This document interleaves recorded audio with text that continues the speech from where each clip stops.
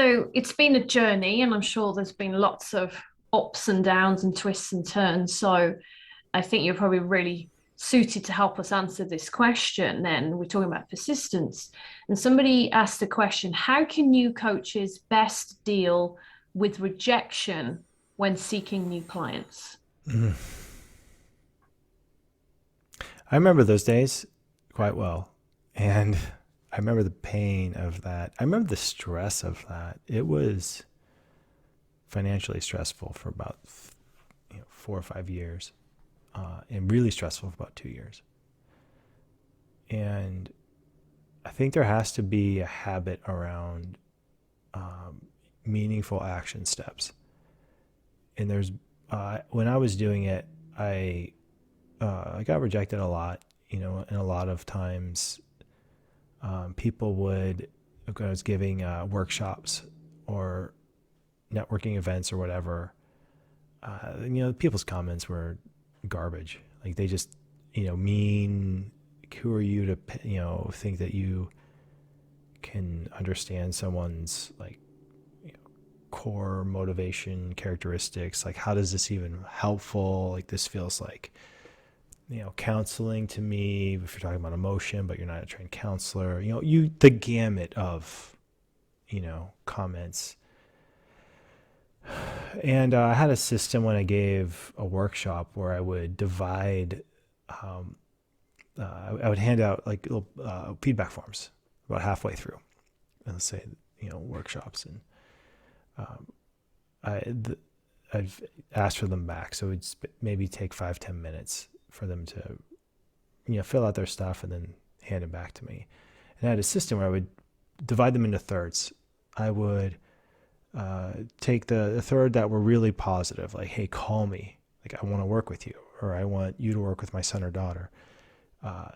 Or the people who were in the middle, like, neither positive or negative, just sort of there. Then the third that was like, outright mean or said things, or, I even did a sample training class. I had to fill in for a sample training class for Coach Training EDU.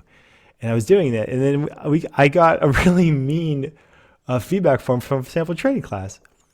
So just like 2 weeks ago, right? Like, I did this thing, and and I chuckle. I mean, now I laugh at it. I'm like, oh, this is funny. Like, I know, like, they're anonymous, but I'm pretty sure I know who it was. But anyway, I mean, it's just, so those things, the ones that are mean, I think you have to build up a, uh, a way to smile at them, and to also put yourself in a position where you're getting the good ones too. The ones that are like, this is amazing, thank you so much. Like, the ones that are filled with gratitude, like, thank you so much for putting this together.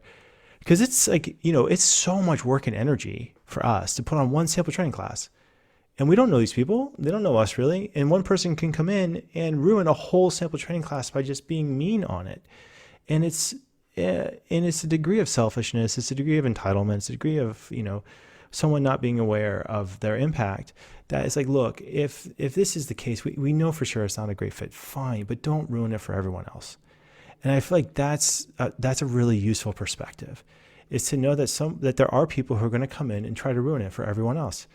And so our job as coaches is try to keep them over there, keep them, thank you, you know, and then just make sure though that you have the balance point of you're continuing to do the action steps that are necessary to put yourself in a position where you can get the good ones. You can find your people. And you really, truly, as a coach, you can work with at most 40 people.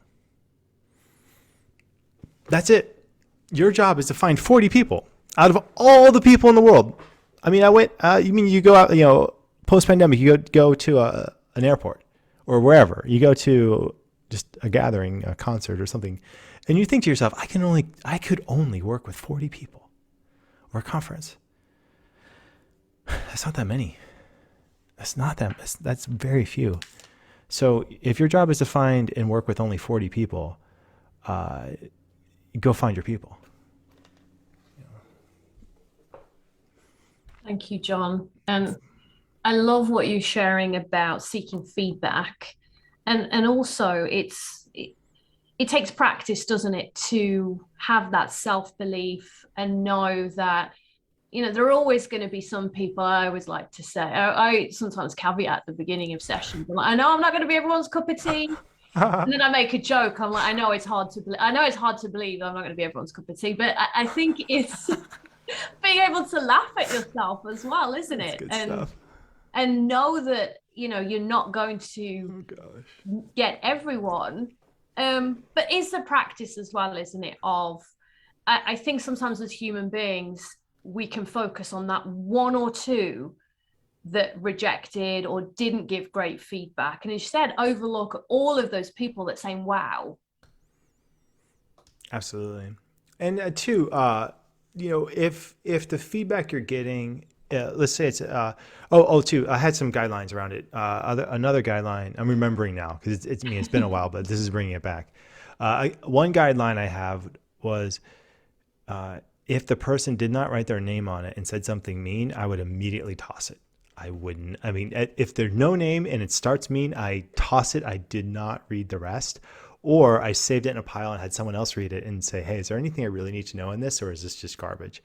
Or, recycling. Should we recycle this and put that back out there? Or, what are we going to do with this thing?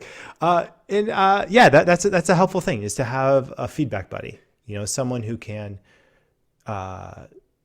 filter the negative feedback. And if it is consistent and said, look, like the slide, I remember there was one feedback form, it's pretty early in my career, where someone said, look, I did not appreciate being called guys, like where you called us guys like 20 times in the course of an hour. Don't do that again. That's useful. That's a helpful, useful thing. Thank you. Like, I appreciate that. She was absolutely right. So you need that kind of feedback. You don't need the feedback that says, this is horrible. I'm going to choose a different coach. This was not helpful in any way. Goodbye. Like, you don't need that feedback. And that was the one we just got for the self-maturity class. It's so funny. It's so whatever. You just let it go. But you got to find that place. You have to find that place in yourself where you can laugh at the negative feedback. Think it and laugh at it and put it away. Yeah, I love that.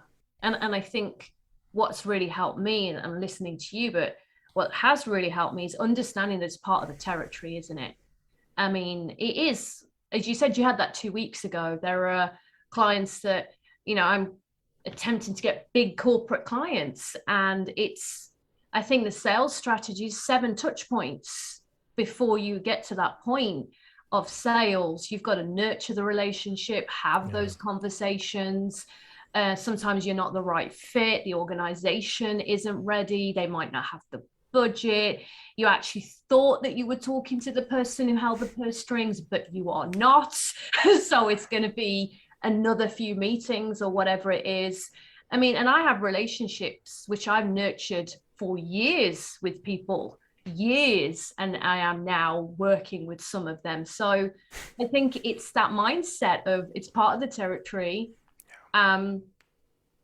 Also, how can you think about that mindset of building connections and adding value? Because that really helped me when I shifted that to that mindset, and it wasn't all about making the sale, was when I actually sold more. Because when I first started out, I worked with a business coach, and it was fine, but a lot of it was about, you've got to up your prices, you've got to be worth this. And each call that you have, the complimentary or chemistry call, had to always be about the sale and not about the coaching. And I remember doing a few of them, and it just didn't feel right in my gut. And I wasn't selling from that, because it almost felt as though I was trying to gather people's data to try and force them to buy a product. So I decided, right, I'm going to shift this, and I would just offer 1 hour pure coaching. And lo and behold, people would sign up from that. That's awesome. What do you think about that, John?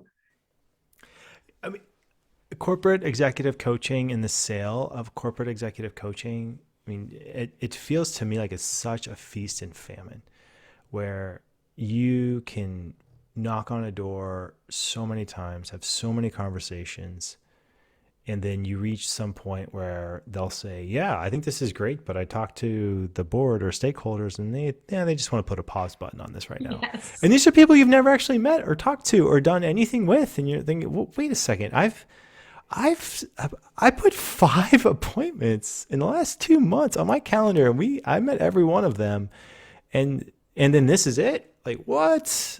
Oh my goodness. And then other times have one connection. Like there was an opportunity. Uh, we were going to train, I think, 100 coaches at this education organization. I was giving a talk at NYU. She flew up from Florida to New York to attend it. It went okay, and we were going to meet afterwards. We met afterwards. We had a plan for me to travel, all these things. The pandemic hit, and there goes a $250,000 contract out the door. However, it was just one touch point, and she came to my talk. It was so easy, so seamless, and it would have been a huge boon for the organization. So you don't know. It's hard to predict what is going to come out of any of the marketing effort, the promotional effort that you do. But like what you're saying is, if you can start to find, like exactly what you're saying, Raj, find that perspective of, I'm going to give this value because I want to give value. If you find that perspective and operate from that perspective, you will find your people and your people will find you. Yeah. Okay, I'm going to transition because I love that. You will Cool. find your Let's do it. people and people will find you. Yes.